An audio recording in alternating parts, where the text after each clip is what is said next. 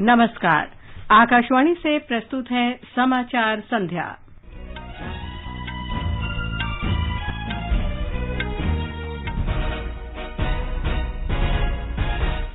राष्ट्रपति रामनाथ कोविंद ने राष्ट्रपति भवन में रक्षा अलंकरण समारोह में वीरता पुरस्कार प्रदान किए। भारत अपने रणनीतिक पेट्रोलियम भंडार से 5 मिलियन बैरल कच्चा तेल जारी करने के लिए सहमत। प्रधानमंत्री नरेंद्र मोदी ने कर्नाटक के मुख्यमंत्री बसवराज बोम्मई के साथ बेंगलुरु बाढ़ पर चर्चा की। मुख्यमंत्री ने बेंगलुरु में मुख्य नालों को चौड़ा करने के मास्टर प्लान की घोषणा की। वित्त मंत्री निर्मला सीतारामन ने कहा, जम्मू कश्मीर तेज विकास के दौर से गुजर रहा है और आने वाले वर्षों में इसकी अर्थव्यवस्था दोगुनी हो जाएगी। रेल मंत्री अश्विनी वैष्णव ने थीम आधारित पर्यटन सर्किट ट्रेन भारत गौरव शुरू करने की शुरुआत की। नीति आयोग ने सतत विकास लक्ष्य शहरी सूचकांक और डैशबोर्ड 2021-22 जारी किया। सूची में शिमला पहले, कोयम्बटूर दूसरे और चंडीगढ़ तीसरे नंबर पर। राष्ट्रव्यापी टीकाकरण अभियान के अंतर्गत अब तक 117 करोड़ 63 लाख से अधिक कोविड रोधी टीके लगाए गए। स्वस्थ होने की दर 98.32%। कांग्रेस के पूर्व नेता कीर्ति आजाद तृणमूल कांग्रेस में शामिल। पश्चिमी बल्गारिया में एक बस के दुर्घटनाग्रस्त में 46 लोगों की मौत। पुरुष जूनियर हॉकी विश्व कप कल से भुवनेश्वर में और इंडोनेशिया ओपन बैडमिंटन में पी कश्यप और लक्ष्य सेन पहले दौर में बाहर। पीवी सिंधु और किदाम्बी श्रीकांत कल पहले दौर में खेलेंगे।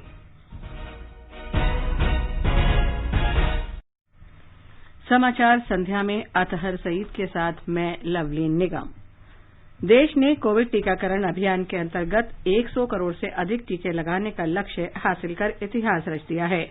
इस महत्वपूर्ण कार्य में योगदान करने वाले चिकित्सकों, नर्सों, अन्य स्वास्थ्य कर्मियों, अग्रिम पंक्ति के कार्यकर्ता और टीका लगवा चुके सभी लोगों का आकाशवाणी अभिनंदन करता है। लेकिन हम आपको सतर्क भी करना चाहते हैं कि कोविड के खिलाफ संघर्ष अभी समाप्त नहीं हुआ है। आप सबसे हमारी अपील है कि यथाशीघ्र दोनों टीके लगवाएं और अन्य लोगों को भी टीके लगवाने के लिए प्रेरित करें। कृपया इन 3 आसान उपायों का पालन अवश्य करें। मास्क लगाएं, 2 गज की सुरक्षित दूरी बनाए रखें, हाथ और चेहरा साफ रखें। कोविड से संबंधित कोई भी जानकारी और मार्गदर्शन के लिए राष्ट्रीय हेल्पलाइन नंबर 011-2397-8046 और 1075 पर संपर्क करें। और अब समाचार विस्तार से। राष्ट्रपति रामनाथ कोविंद ने आज राष्ट्रपति भवन में रक्षा अलंकरण समारोह में वीरता पुरस्कार प्रदान किए। जम्मू कश्मीर पुलिस के हेड कांस्टेबल अब्दुल राशिद कलस को 2019 में पुलवामा में एक ऑपरेशन के दौरान कट्टर आतंकवादियों को मार गिराने में अदम्य साहस दिखाने के लिए मरणोपरांत कीर्ति चक्र से सम्मानित किया गया। उनकी पत्नी तस्लीमा बेगम ने यह सम्मान प्राप्त किया। अब्दुल राशिद कालस, हेड कांस्टेबल, जम्मू एवं कश्मीर पुलिस, मरणोपरांत। 18 फरवरी 2019 को वरिष्ठ पुलिस अधीक्षक पुलवामा को पिंगलेना गांव में जैश ए मोहम्मद आतंकवादियों के समूह की बैठक की विश्वसनीय सूचना प्राप्त हुई, जिसमें वे फिदायिनी हमले की योजना बना रहे थे। पुलिस और सुरक्षा बलों के 2 संयुक्त दलों का गठन किया गया। विषम परिस्थितियों के बावजूद गोलीबारी के बीच बचाव दल ने लोगों को सुरक्षित निकालना जारी रखा। भारी गोलीबारी के दौरान सब इंस्पेक्टर आजाद अहमद, हेड कांस्टेबल अब्दुल राशिद कालस और कुछ सैन्य कार्मिकों को गंभीर चोटें लगी, परंतु वे अपने जीवन की परवाह किए बगैर नागरिकों को बचाते रहे। जम्मू कश्मीर के विशेष पुलिस अधिकारी बिलाल अहमद मागरे को 2019 में बारामूला में एक आतंकरोधी अभियान के दौरान गंभीर रूप से घायल होने के बावजूद नागरिकों को निकालने और आतंकवादियों को रोकने में अदम्य साहस दिखाने के लिए मरणोपरांत शौर्य चक्र से सम्मानित किया गया। उनकी मां सारा बेगम ने यह सम्मान प्राप्त किया।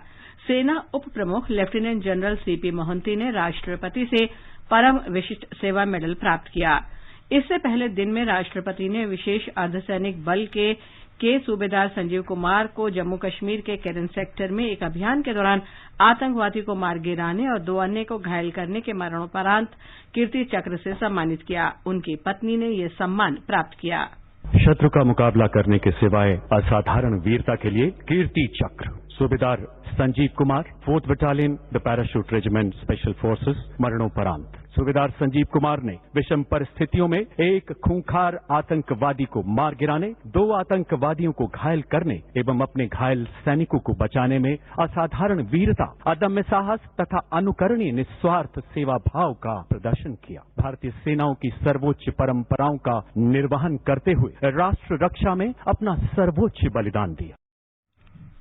लद्दाख में गलवान घाटी में ऑपरेशन स्नो लेपर्ड में चीन के सैनिकों के हमले का प्रतिरोध के दौरान वीरगति को प्राप्त कर्नल संतोष बाबू को मरणोपरांत महावीर चक्र से सम्मानित किया गया। शत्रु का मुकाबला करते हुए असाधारण वीरता के लिए महावीर चक्र कर्नल बिकुमाला संतोष बाबू 16 बटालियन बिहार रेजिमेंट मरणोपरांत। उन्होंने शत्रु के साथ हुई भीषण मुठभेड़ में गंभीर रूप से घायल होने के बावजूद युद्ध जैसी चुनौतीपूर्ण परिस्थितियों में कर्नल संतोष बाबू ने अद्वितीय साहस एवं अद्भुत संयम के साथ अपनी बटालियन का उत्कृष्ट नेतृत्व किया। उन्होंने राष्ट्र सेवा में अपने प्राण न्यौछावर कर दिए। नायब सूबेदार नुदुरम सोरेन, हवलदार के पलानी, नायक दीपक सिंह और सिपाही गुरतेज सिंह को गलवान घाटी में उनकी वीरतापूर्ण कार्रवाई के लिए मरणोपरांत वीर चक्र से सम्मानित किया गया। भारतीय वायुसेना प्रमुख एयर चीफ मार्शल विवेक चौधरी को परम विशिष्ट सेवा मेडल से नवाजा गया। भारत अपने रणनीतिक पेट्रोलियम भंडार से 50 लाख बैरल कच्चा तेल जारी करने पर सहमत हो गया है। संयुक्त राज्य अमेरिका, चीन, जापान और दक्षिण कोरिया सहित अन्य प्रमुख वैश्विक ऊर्जा उपभोक्ताओं के साथ तालमेल बनाकर ये कच्चा तेल बाजार में लाया जाएगा। पेट्रोलियम और प्राकृतिक गैस मंत्रालय ने एक बयान में कहा कि भारत का दृढ़ विश्वास है कि तरल हाइड्रोकार्बन का मूल्य निर्धारण उचित और जिम्मेदार तरीके से बाजार की ताकतों द्वारा किया जाना चाहिए। भारत ने तेल उत्पादक देशों द्वारा कृत्रिम रूप से तेल की आपूर्ति को मांग के स्तर से नीचे बनाए रखने पर चिंता व्यक्त की है। इसकी कीमतों में वृद्धि जैसे नकारात्मक परिणाम सामने आए हैं। मंत्रालय ने कहा कि प्रधानमंत्री नरेंद्र मोदी घरेलू स्तर पर पेट्रोलियम और डीजल की ऊंची कीमतों की लगातार समीक्षा कर रहे हैं। मुद्रास्फीति के दबाव को नियंत्रित करने के लिए सरकार ने इस महीने की 3 तारीख को पेट्रोल पर केंद्रीय उत्पाद शुल्क में 5 रुपए और डीजल पर 10 रुपए की कमी की थी। इसके बाद कई राज्य सरकारों ने ईंधन पर वैट में कमी का फैसला किया। मंत्रालय ने कहा कि सरकार पर भारी वित्तीय बोझ के बावजूद आम लोगों को राहत देने के लिए ये कदम उठाए गए हैं। वित्त मंत्री निर्मला सीतारामन ने कहा है कि जम्मू कश्मीर तेजी से विकास के दौर से गुजर रहा है। 2019 के बाद कई लंबित परियोजनाओं को पूरा किया गया है और लाभ हर पात्र व्यक्ति तक पहुंच रहा है। उन्होंने भरोसा दिलाया कि आने वाले वर्षों में जम्मू कश्मीर की अर्थव्यवस्था दोगुनी हो जाएगी। श्रीमती सीतारामन ने जम्मू विश्वविद्यालय में एक समारोह में निवेशकों के आगे आने और जम्मू कश्मीर में और अधिक व्यापार शुरू करने के लिए आमंत्रित किया। उन्होंने आश्वासन दिया कि जम्मू कश्मीर को प्रत्येक बजटीय और वित्तीय सहायता दी जाएगी। सीतारामन ने कहा कि केंद्र सरकार अपनी सभी योजनाओं को जम्मू कश्मीर में लाने के लिए केंद्र शासित प्रदेश प्रशासन के साथ मिलकर काम करेगी। उपराज्यपाल मनोज सिन्हा ने कहा कि सभी योजनाओं के लाभार्थी जम्मू को विकास के पथ पर आगे ले जाएंगे। 72 वर्षों से अधिक समय तक जम्मू की उपेक्षा करने के बाद केवल अब पिछले 2 वर्षों से कई सुधार हो रहे हैं। प्रधानमंत्री कार्यालय में राज्य मंत्री डॉक्टर जितेंद्र सिंह ने केंद्र शासित प्रदेश जम्मू कश्मीर में आज श्रीनगर शहर के शेरगारी क्षेत्र में स्थित पुराने विधानसभा परिसर में केंद्रीय प्रशासनिक न्यायाधिकरण कैट की एक दूसरी पीठ का उद्घाटन किया। कैट की नई पीठ बनाने का उद्देश्य कश्मीर घाटी में सरकारी कर्मचारियों की आवश्यकताओं तथा शिकायतों का निवारण करना है। डॉक्टर सिंह ने कहा कि केंद्र शासित प्रदेश जम्मू कश्मीर देश का एकमात्र ऐसा भाग है जहां केंद्र सरकार ने कैट की 2 नई पीठ बनाने की स्वीकृति दी है। उन्होंने कहा कि प्रधानमंत्री नरेंद्र मोदी जम्मू कश्मीर को वरीयता देते हैं और इस केंद्र शासित प्रदेश से संबंधित मामलों पर विशेष ध्यान देते हैं। रेल मंत्री अश्विनी वैष्णव ने थीम आधारित पर्यटन सर्किट ट्रेन भारत गौरव की शुरूआत करने की घोषणा की है। उन्होंने कहा कि रेलगाड़ियां भारत की समृद्ध सांस्कृतिक विरासत को प्रदर्शित करने के लिए प्रधानमंत्री नरेंद्र मोदी की परिकल्पना को साकार करेंगी। श्री वैष्णव ने कहा कि ये रेलगाड़ियां पर्यटकों को सभी शानदार ऐतिहासिक स्थलों तक ले जाएंगी। उन्होंने कहा कि भारत गौरव रेलगाड़ियां निजी कंपनियां और आईआरसीटीसी दोनों थीम आधारित सर्किट में चलेंगी। भारत जर्मन सहयोग के अंतर्गत नीति आयोग ने आज पहला सतत विकास लक्ष्य SDG शहरी सूचकांक और डैशबोर्ड 2021-22 जारी किया। ये सूचकांक और डैशबोर्ड भारत जर्मन विकास सहयोग के अंतर्गत शहरों में सतत विकास लक्ष्य के स्थानीयकरण को आगे बढ़ाने पर केंद्रित नीति आयोग और जर्मन सरकार के मंत्रालय BMZ सहयोग का परिणाम है। इसे तैयार करने में कुल 56 शहरी क्षेत्रों पर विचार किया गया। इस सूचकांक में शिमला सबसे ऊपर है, उसके बाद कोयम्बटूर और चंडीगढ़ का स्थान है। नीति आयोग के उपाध्यक्ष डॉक्टर राजीव कुमार ने कहा कि शहर तेजी से विकास का इंजन बन रहे हैं। उन्होंने कहा कि सतत विकास लक्ष्य पर आधारित शहरी सूचकांक और डैशबोर्ड नीति आयोग और GIZ के बीच अभिनव साझेदारी का नमूना है। इससे शहरों में एक मजबूत सतत विकास लक्ष्य निगरानी प्रणाली स्थापित करने में मदद मिलेगी। ये समाचार हमारी वेबसाइट newsonair.com/hindi और हमारे mobile app news on AIR पर भी उपलब्ध हैं। चलो मिलकर एक शुरुआत करें, चलो एक फैसला आज करें, मास्क नहीं तो टोकेंगे, कोरोना को रोकेंगे, चलो एक इरादा करते हैं, चलो कुछ वादा करते हैं, मास्क नहीं तो टोकेंगे, कोरोना को रोकेंगे। समाचार संध्या में आपका फिर स्वागत है। आगे बढ़ने से पहले मुख्य समाचारों पर एक नजर। राष्ट्रपति रामनाथ कोविंद ने राष्ट्रपति भवन में रक्षा अलंकरण समारोह में वीरता पुरस्कार प्रदान किए। भारत अपने रणनीतिक पेट्रोलियम भंडार से 5 मिलियन बैरल कच्चा तेल जारी करने के लिए सहमत। प्रधानमंत्री नरेंद्र मोदी ने कर्नाटक के मुख्यमंत्री बसवराज बोम्मई के साथ बेंगलुरु बाढ़ पर चर्चा की। मुख्यमंत्री ने बेंगलुरु में मुख्य नालों को चौड़ा करने के मास्टर प्लान की घोषणा की। वित्त मंत्री निर्मला सीतारामन ने कहा, जम्मू कश्मीर तेज विकास के दौर से गुजर रहा है और आने वाले वर्षों में इसकी अर्थव्यवस्था दोगुनी हो जाएगी। रेल मंत्री अश्वनी वैष्णव ने थीम आधारित पर्यटन सर्किट ट्रेन भारत गौरव शुरू करने की घोषणा की। नीति आयोग ने सतत विकास लक्ष्य शहरी सूचकांक और डैशबोर्ड 2021-22 जारी किया। सूची में शिमला पहले, कोयम्बटूर दूसरे और चंडीगढ़ तीसरे स्थान पर। राष्ट्रव्यापी टीकाकरण अभियान के अंतर्गत अब तक 117 करोड़ 63 लाख से अधिक कोविड रोधी टीके लगाए गए। स्वस्थ होने की दर 98.32%। कांग्रेस के पूर्व नेता कीर्ति आजाद तृणमूल कांग्रेस में शामिल।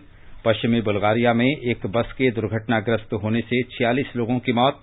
पुरुष जूनियर हॉकी विश्व कप कल से भुवनेश्वर में। और इंडोनेशिया ओपन बैडमिंटन में पारुपल्ली कश्यप और लक्ष्य सेन पहले दौर में बाहर। PV सिंधु और किदाम्बी श्रीकांत कल पहले दौर में खेलेंगे।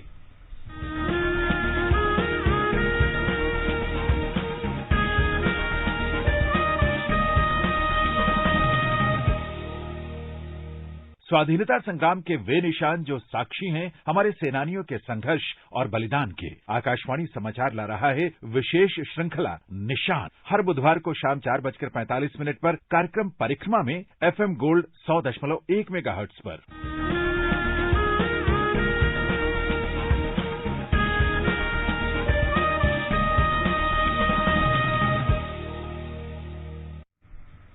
कर्नाटक के मुख्यमंत्री बसवराज बोम्मई ने लगातार हुई वर्षा से बाढ़ग्रस्त बेंगलुरु के आसपास के क्षेत्रों तथा जवाहरलाल नेहरू उच्च वैज्ञानिक अनुसंधान केंद्र के मान्यता प्राप्त प्रौद्योगिकी पार्क का आज दौरा किया। उन्होंने वर्षा के जल की निकासी के लिए बनाए गए जल के मुख्य नालों का निरीक्षण किया। मुख्यमंत्री ने कहा कि बेंगलुरु में वर्षा से जमा हुए जल की निकासी के लिए बनाए गए मुख्य नालों या राजा कलुवेस को चौड़ा करने के लिए एक मास्टर प्लान लाया जाएगा। श्री बोम्मई ने बताया कि प्रधानमंत्री नरेंद्र मोदी ने आज सुबह उन्हें फोन करके निचले क्षेत्रों में बाढ़ की स्थिति की जानकारी मांगी। बेंगलुरु में रविवार को सिर्फ 2 घंटे में लगभग 138 मिलीमीटर वर्षा हुई थी। तमिलनाडु में मौसम विभाग के अनुसार बंगाल की दक्षिण पूर्व खाड़ी और आसपास के क्षेत्रों के ऊपर बना चक्रवाती परिसंचरण अब दक्षिण पूर्व बंगाल की खाड़ी के मध्य भागों पर स्थित हो गया है। इसके प्रभाव से 27 नवंबर तक राज्य के दक्षिण और डेल्टा जिलों में भारी बारिश होने की संभावना है। तटीय तमिलनाडु और दक्षिण आंध्र में खराब मौसम और भारी बारिश की आशंका को देखते हुए मछुआरों को समुद्र में न जाने की सलाह दी गई है। गृह मंत्रालय के संयुक्त सचिव राजीव शर्मा के नेतृत्व में केंद्रीय दल आज तीसरे दिन भी तमिलनाडु में बाढ़ से हुए नुकसान का आकलन कर रहा है। इस दल को 2 भागों में बांटा गया है। पहला दल डेल्टा जिलों में हुए फसल के नुकसान का जायजा ले रहा है, जबकि दूसरा दल वेल्लोर और रानीपेट सहित राज्य के उत्तरी जिलों में स्थिति की समीक्षा कर रहा है। केंद्रीय दल के सदस्य कल चेन्नई में उच्च अधिकारियों के साथ बैठक करेंगे। राष्ट्रव्यापी टीकाकरण अभियान के अंतर्गत अब तक 1,17,63,00,000 से अधिक कोविड रोधी टीके लगाए जा चुके हैं। स्वास्थ्य मंत्रालय ने बताया कि कल 71,92,000 से अधिक टीके लगाए गए। कल 12,202 कोविड रोगी संक्रमण मुक्त हुए। स्वस्थ होने की दर 98.32% है। अब तक 3,39,00,000 से अधिक लोग संक्रमण से मुक्त हो चुके हैं। कल 7,579 लोगों में कोरोना संक्रमण की पुष्टि हुई। इस समय लगभग 1,13,000 लोगों का उपचार चल रहा है। हमारे फोन इन कार्यक्रम कोरोना जागरूकता श्रृंखला में आज दिल्ली के राम मनोहर लोहिया अस्पताल के डॉक्टर A.K. वार्ष्णेय कोरोना से संबंधित प्रश्नों के जवाब देंगे। श्रोता रात 9:30 बजे टोल फ्री नंबर 1800115767 और टेलीफोन नंबर 01123314444 पर कॉल करके अपने सवाल पूछ सकते हैं। आप हमारे Twitter handle @AIR News Alerts #AskAIR पर भी अपने सवाल पूछ सकते हैं।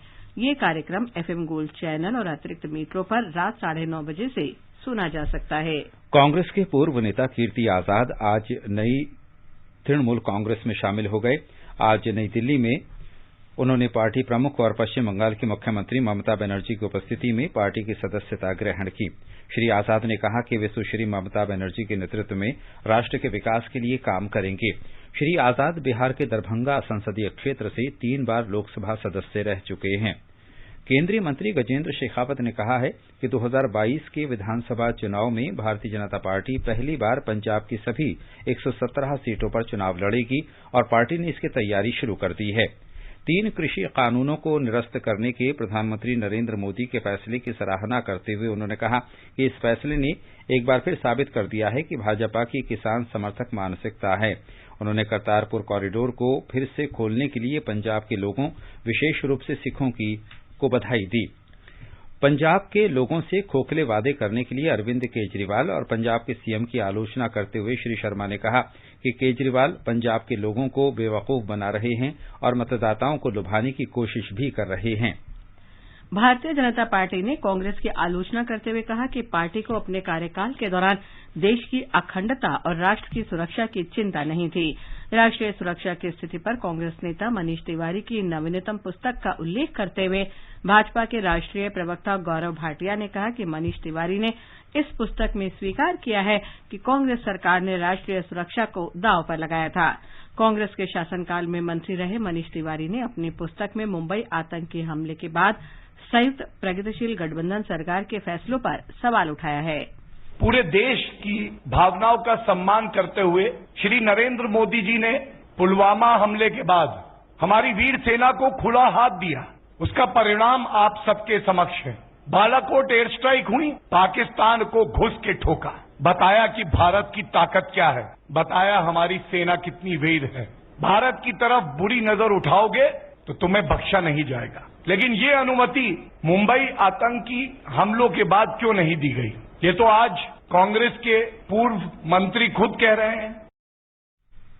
प्रधानमंत्री नरेंद्र मोदी बृहस्पतिवार को उत्तर प्रदेश के जेवर में नोएडा अंतर्राष्ट्रीय हवाई अड्डे की आधारशिला रखेंगे। इस हवाई अड्डे का निर्माण संपर्क को बढ़ावा देने और भविष्य में विमानन क्षेत्र को आधुनिक बनाने की प्रधानमंत्री की परिकल्पना के अनुरूप किया जा रहा है। हाल में कुशीनगर हवाई अड्डे के उद्घाटन और अयोध्या में निर्माणाधीन अंतर्राष्ट्रीय हवाई अड्डे के बाद उत्तर प्रदेश देश का पहला राज्य होगा जहां 5 अंतर्राष्ट्रीय हवाई अड्डे होंगे। केंद्र ने राज्य सरकारों को कर हस्तांतरण की 2 किस्तों के रूप में 95,082 करोड़ रुपए की राशि जारी की है। राज्य सरकारों को कर हस्तांतरण की सामान्य मासिक किस्त 47,541 करोड़ रुपए के स्थान पर यह राशि जारी की गई है। इस राशि से राज्यों की राजकोषीय स्थिति मजबूत होगी। कुल राशि में से सबसे अधिक लगभग 17,056 करोड़ रुपए उत्तर प्रदेश को जारी किए गए हैं। आजादी के अमृत महोत्सव के अंतर्गत आइए अब सुनते हैं आकाशवाणी की विशेष प्रस्तुति आजादी के सफर की 100वीं कड़ी। आजादी का अमृत महोत्सव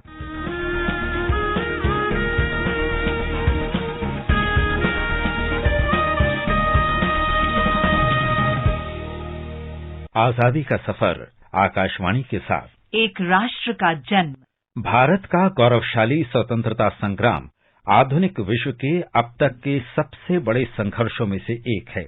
आकाशवाणी समाचार आपके लिए प्रतिदिन इस संग्राम की एक झलक लेकर आता है। आज आजादी का सफर श्रृंखला की 100वीं कड़ी में हम विश्व स्तर पर प्रसिद्ध भारतीय वैज्ञानिक जगदीश चंद्र बोस की पुण्यतिथि पर उन्हें याद कर रहे हैं। उनका निधन 23 नवंबर 1937 को हुआ था। बोस ने प्लांट फिजियोलॉजी, रेडियो टेक्नोलॉजी, प्राकृतिक दुनिया की हमारी आधुनिक समझ और कई अन्य वैज्ञानिक क्षेत्रों में महत्वपूर्ण योगदान दिया है। बोस की अभूतपूर्व वैज्ञानिक खोजों ने आधुनिक भारत के निर्माण के लिए प्रेरित किया। साथ ही ब्रिटिश साम्राज्यवाद के खिलाफ लड़ाई में भारत को पुष्ट पहचान के साथ प्रेरित किया। जगदीश चंद्र बोस का जन्म 30 नवंबर 1858 को मुंशीगंज, बंगाल प्रेसिडेंसी में हुआ था, जो अब बांग्लादेश में है। उनके पिता भगवान चंद्र बोस एक सिविल अधिकारी थे। वे हिंदू सुधार आंदोलनों में भी सक्रिय थे। बोस का पालन पोषण भारतीय परंपराओं और संस्कृति के प्रति समर्पित परिवार में हुआ था। बोस के पिता ने उन्हें महंगे अंग्रेजी भाषा के स्कूल में भेजने के बजाय एक स्थानीय भाषा के स्कूल में भर्ती कराया, ताकि वे अपनी बांग्ला भाषा सीख सकें और विभिन्न प्रकार के लोगों को जान और समझ सकें। प्रारंभिक जीवन के इस अनुभव और विभिन्न लोगों के साथ संपर्क का प्रभाव जीवन भर बोस पर रहा और ये उनके काम तथा जीवन के प्रति उनके दृष्टिकोण में दिखता था।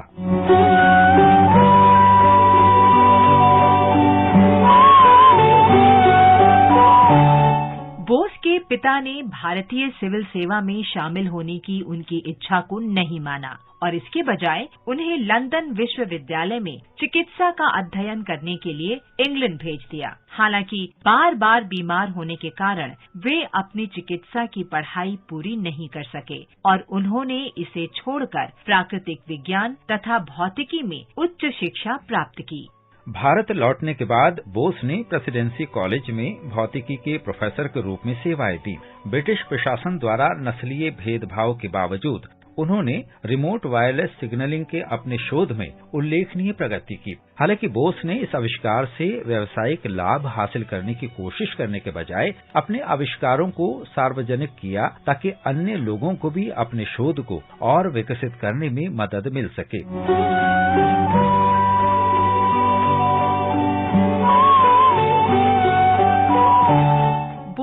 प्लांट फिजियोलॉजी में कई आविष्कार किए और अपने एक आविष्कार क्रेस्कोग्राफ का इस्तेमाल विभिन्न क्रियाओं के लिए पौधों की प्रतिक्रिया को मापने के लिए किया और इस तरह वैज्ञानिक रूप से जानवरों तथा पौधों के ऊतकों के बीच समानता साबित हुई। अपने शोध को सुविधाजनक बनाने के लिए उन्होंने बेहद मामूली संचार को दर्ज करने में सक्षम स्वचालित रिकॉर्डर का निर्माण किया। इन उपकरणों ने कुछ आश्चर्यजनक परिणाम दिए, जैसे कि घायल पौधों का कांपना, जिसे बोस ने पौधों में महसूस करने की शक्ति के रूप में व्याख्यायित किया। 1917 में उन्होंने भारत के एक प्रमुख और सबसे पुराने शोध संस्थानों में से एक बोस संस्थान की स्थापना की।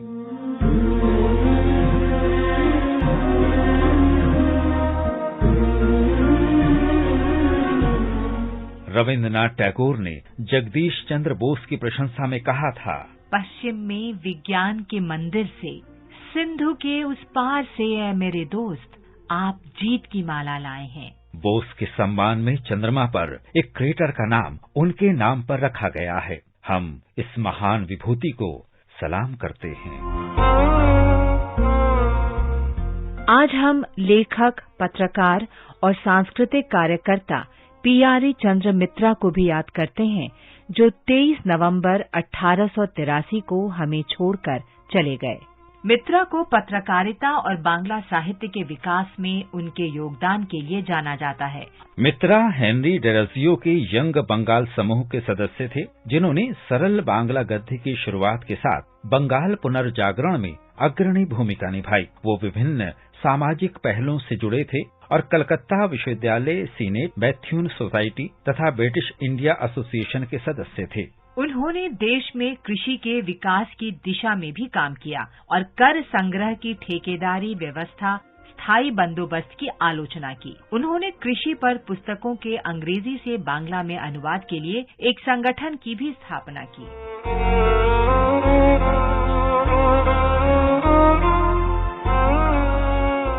1857 में मित्रा ने राधानाथ सिकदर के साथ मिलकर एक छोटी मासिक पत्रिका शुरू की, जिसमें सरल बांग्ला भाषा का इस्तेमाल किया गया था। ये बांग्ला के प्रयोग में एक बड़ी सफलता थी और ये पत्रिका जल्द ही बहुत लोकप्रिय हो गई। छद्म नाम टेकचंद ठाकुर से लिखे गए उनके उपन्यास अलालेर घौरे दुलाल में सरल बंगाली गद्य का इस्तेमाल किया, जो उस समय की बोलचाल की भाषा के करीब था। इसकी लोकप्रियता इतनी अधिक थी कि इसकी भाषा शैली को अलाली के नाम से जाना जाने लगा। मित्रा जीवन के अंतिम समय तक भारतीय समाज की भलाई के लिए काम करते रहे। भारत भूमि के इस महान सपूत को हम सलाम करते हैं। इसके साथ ही आजादी का सफर आकाशवाणी समाचार के संग श्रृंखला की ये कड़ी समाप्त हुई। मिलते हैं कल अगली कड़ी में।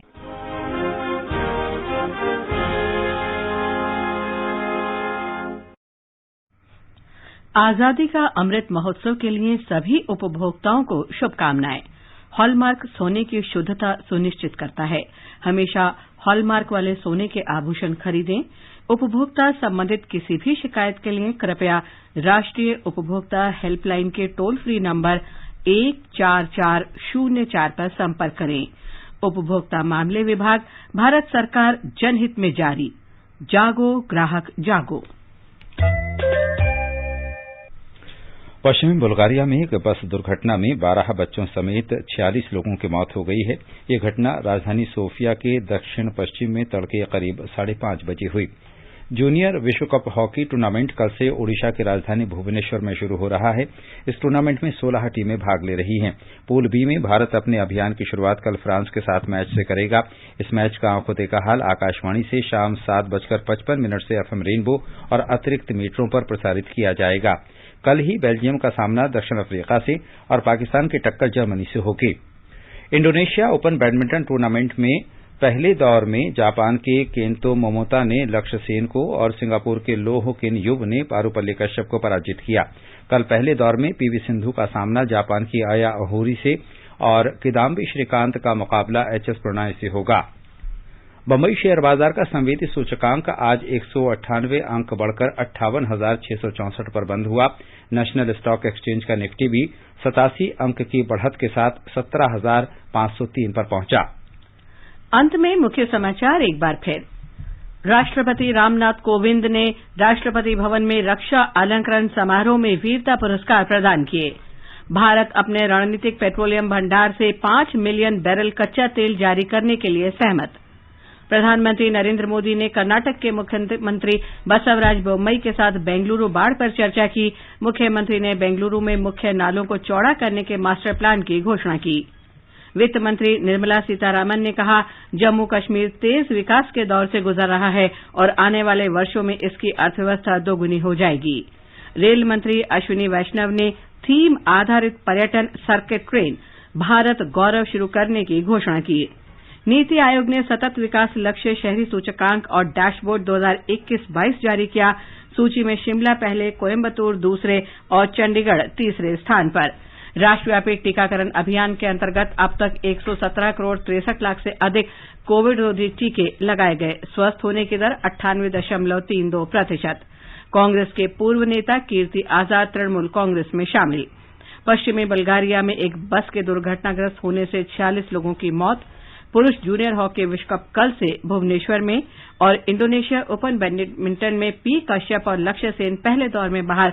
पीवी सिंधु और किदाम्बी श्रीकांत कल पहले दौर में अपने अपने मुकाबले खेलेंगे। इसके साथ ही समाचार संध्या का ये अंक समाप्त हुआ। नमस्कार।